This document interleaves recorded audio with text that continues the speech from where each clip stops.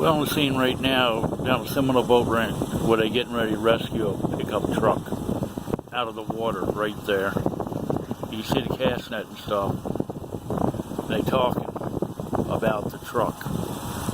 The pickup truck is in the water, about right there in the water, about 7 to 8 feet of water. It's a black pickup truck.